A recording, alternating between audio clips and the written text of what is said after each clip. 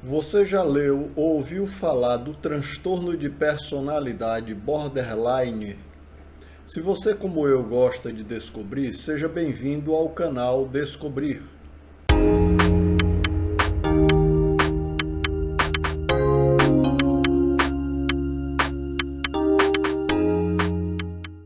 O transtorno de personalidade borderline, TPB, é uma condição que afeta a autoimagem e o controle emocional e os relacionamentos interpessoais. Na prática, caracteriza-se por um padrão de comportamento hipersensível e impulsivo, no qual a pessoa enfrenta uma autoimagem instável e oscilações frequentes de humor. O primeiro autor a usar o termo borderline foi Adolf Stern, em 1938. Esse autor, psicanalista húngaro radicado nos Estados Unidos, observou o número crescente de pacientes com características que ele denominou neurose borderline. Ele sugere que a categoria clínica introduzida pelo Dr. Carl Ludwig Kahlun em 1890, a Heimbom-Define, sem tradução para o português, pode ser considerada como um protoconceito da origem do conceito de transtorno borderline. Segundo a organização Mental Health and Money Advice do Reino Unido, a estimativa é de que 1 em cada 100 pessoas conviva com o transtorno. Mas de onde surgiu o termo borderline? Os termos borderline, casos limite ou fronteiriço têm sua origem no século XX, sendo considerados nessa categoria casos intermediários entre a neurose e a psicose. A origem do termo nasce de dentro do movimento psicanalítico.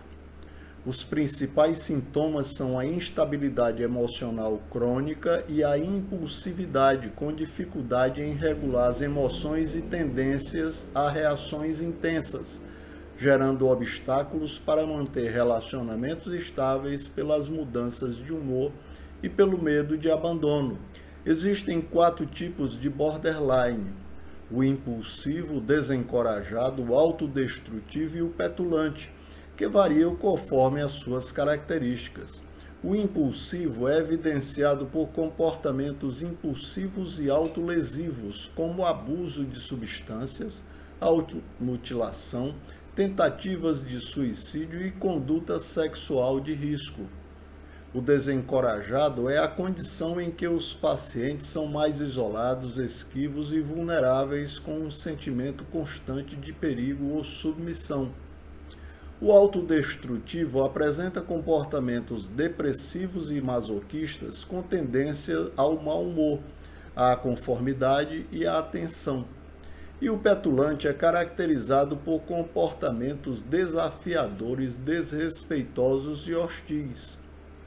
Pacientes com esse transtorno, durante suas crises, têm dificuldade de controlar sua raiva, se tornando inadequados e intensamente irritados. Eles podem expressar sua raiva com sarcasmo cortante, amargura ou falação irritada, muitas vezes direcionada ao cuidador ou parceiro por se sentir negligenciado ou abandonado. Importante salientar que, para se ter o diagnóstico preciso, somente com a avaliação de um psicólogo ou um psiquiatra. O profissional se certifica que você possui borderline e acompanha o seu caso de perto, indicando tratamentos e também acolhendo a sua dificuldade. Vamos a uma curiosidade.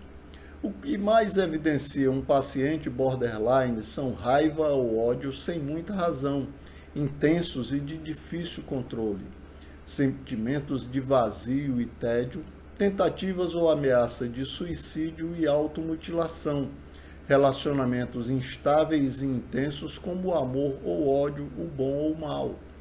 Basicamente, é como se uma pessoa com síndrome de borderline vivesse constantemente com os nervos à flor da pele. Em sua mente, há uma visão distorcida de si, assim como os indivíduos ao seu redor. Ocorre uma sensibilidade muito grande que faz a pessoa sentir tudo de uma maneira muito intensa e ao mesmo tempo instável. Ao contrário do borderline, o transtorno de personalidade histriônica é caracterizado por um padrão generalizado de excessiva emocionalidade e busca de atenção. Nos dois casos extremos, o sentimento que gera é o mesmo: abandono ou desprezo, falta de atenção.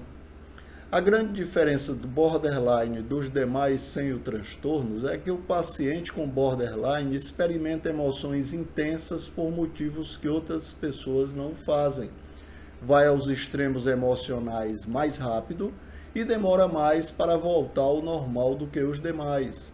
Uma última curiosidade: o termo borderline, que em inglês significa fronteiriço, teve origem na psicanálise. Esses participantes não podem ser classificados como neuróticos, ansiosos e exagerados, nem como psicóticos, que enxergam a realidade de forma distorcida, mas estariam em um estado intermediário entre esses dois espectros. Inscreva-se no canal, marque gostei e ative o sininho para receber notificações de novos vídeos.